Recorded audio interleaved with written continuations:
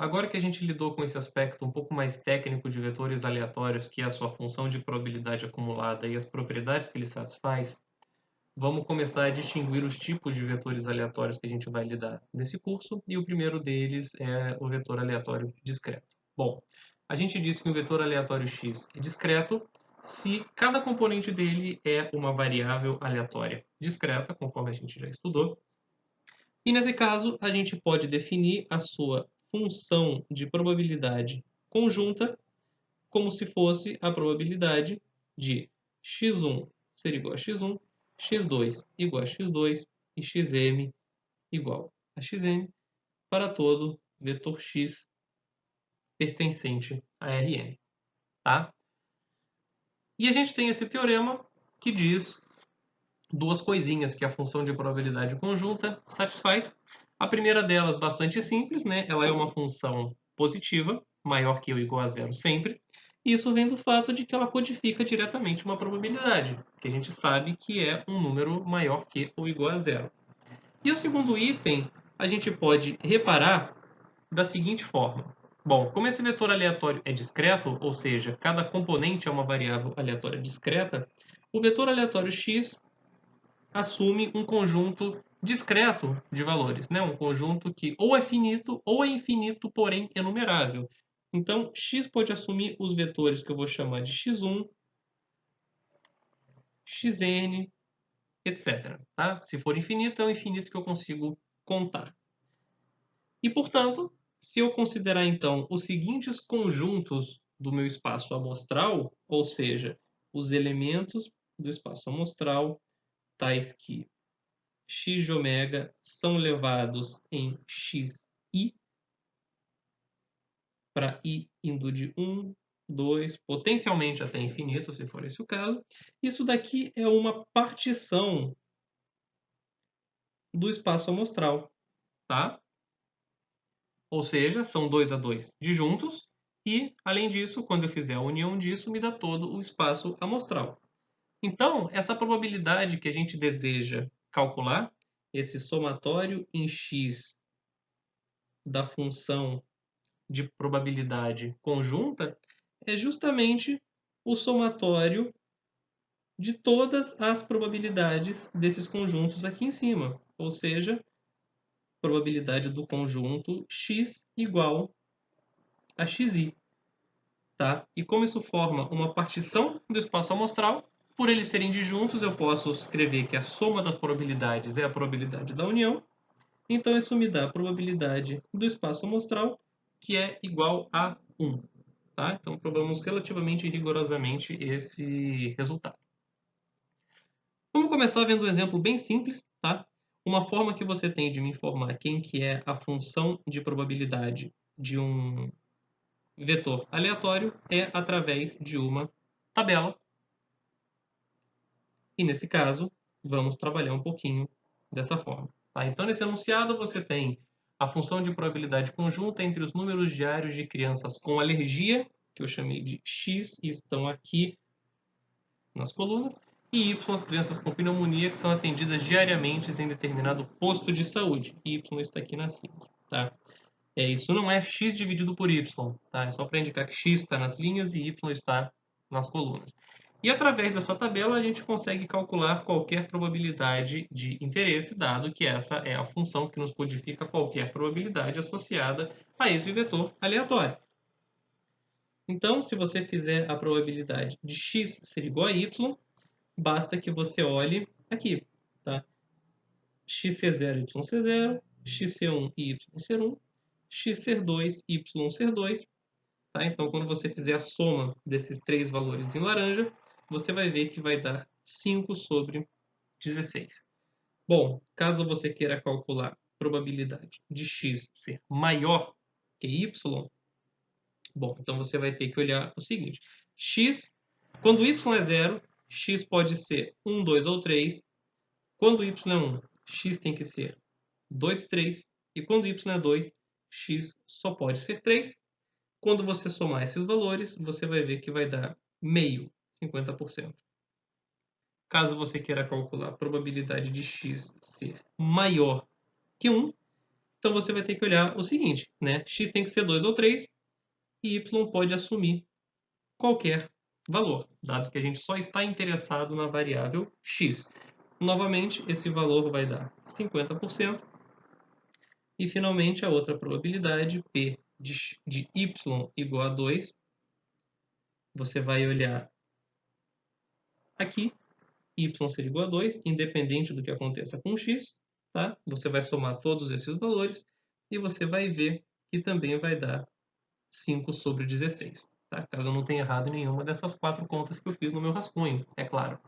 Tá? Então a tabela é uma forma bastante conveniente, bastante simples de informar a função de probabilidade de um vetor aleatório.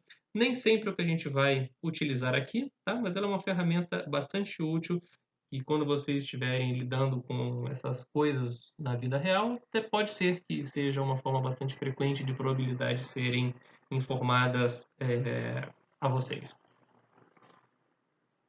A gente vai dedicar uma aula a ver mais exemplos de modelos discretos importantes. Tá? Isso é bastante importante em aplicações de estatística.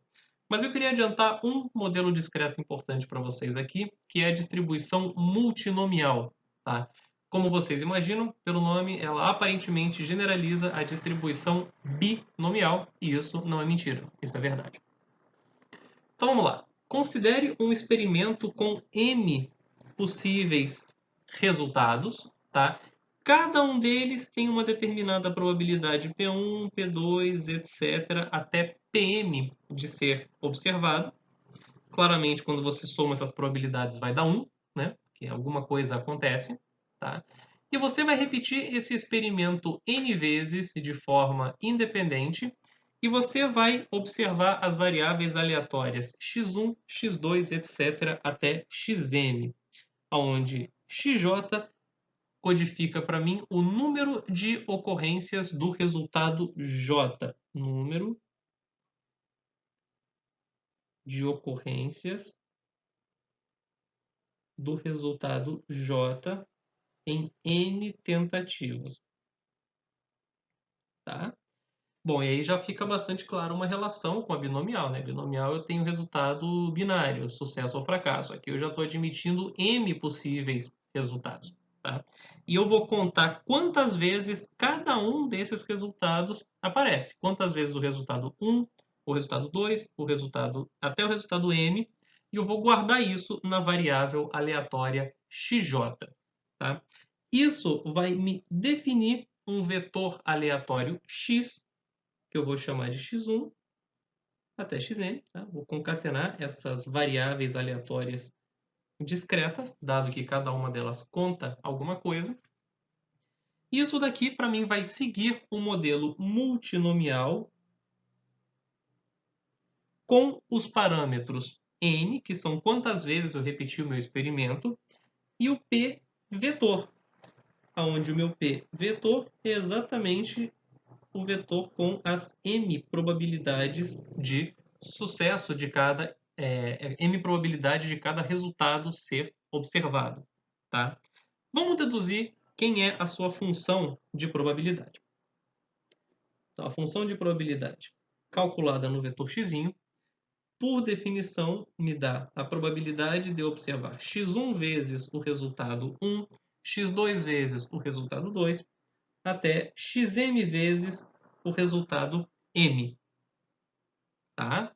Isso a gente calcula da seguinte forma. Bom, para observar o resultado 1 x1 vezes, a probabilidade disso é P1 elevado a x1.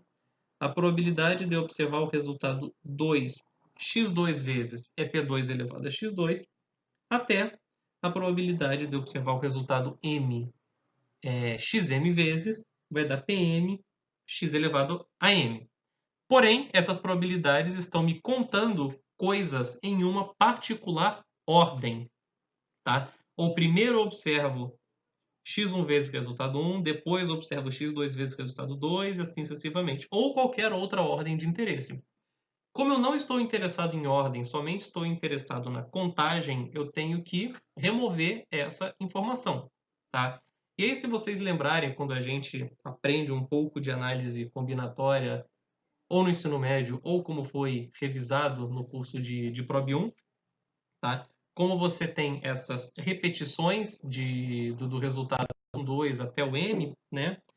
A contagem de quantas formas você consegue reordenar esses resultados é dada por n fatorial dividido por x1 fatorial, para você descontar o fato de que você está observando o resultado 1 x1 vezes, tá? Ou seja, para você não permutar x1, resultado 1 com resultado 1, dado que isso não faz diferença. Analogamente, até xm fatorial, pelo mesmo motivo. Isso não está definido para todos os possíveis valores de x. A gente tem que ter xi entre 0 e n, dado que eu estou repetindo o experimento n vezes. E, além disso, somatório i indo de 1 até m de xi tem que ser igual a n, né? Ou seja, quando eu somo a quantidade total de resultados que eu observei, tem que ser igual à quantidade de vezes que eu fiz o experimento. E cada possível quantidade observada para cada resultado tem que ser um número maior que 0 e menor do que n. Tá? Esse número aqui, n fatorial dividido pelo produto dos fatoriais do xi, é chamado do coeficiente multinomial, em analogia com o coeficiente binomial, e a gente pode abreviar ele como n escolhe x1 até xn. Tá?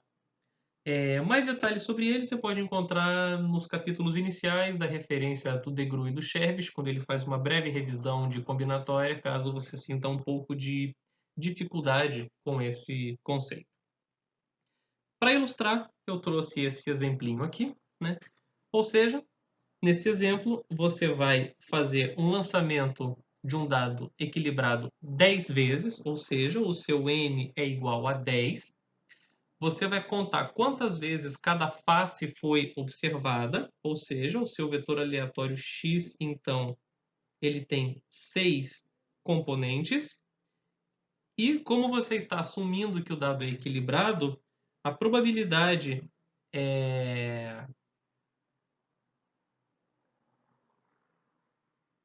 de cada face acontecer é igual a 1/6. Tá? Ou seja, você faz 10 vezes um experimento, onde você tem 6 possíveis resultados, cada um com probabilidade 1/6 de ser observado. Tá? Então, o vetor aleatório x, a gente sabe que segue uma distribuição multinomial com parâmetros n igual a 10 e vetor de probabilidades com todas as componentes iguais a 1/6.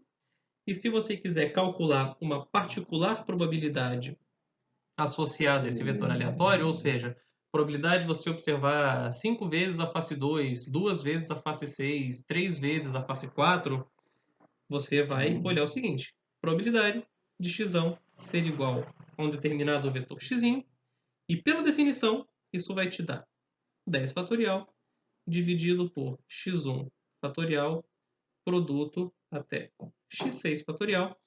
Bom, como todos os p são iguais, isso aqui vai te dar 1/6 elevado a x1 somado até xm. Bom, como o somatório de x1 até xm tem que ser igual a 10, tá? Isso aqui vai te dar, então, 10 fatorial, x1 fatorial, produto até x6 fatorial, 1/6 elevado a 10. E assim você consegue calcular qualquer probabilidade de interesse associada a esse experimento.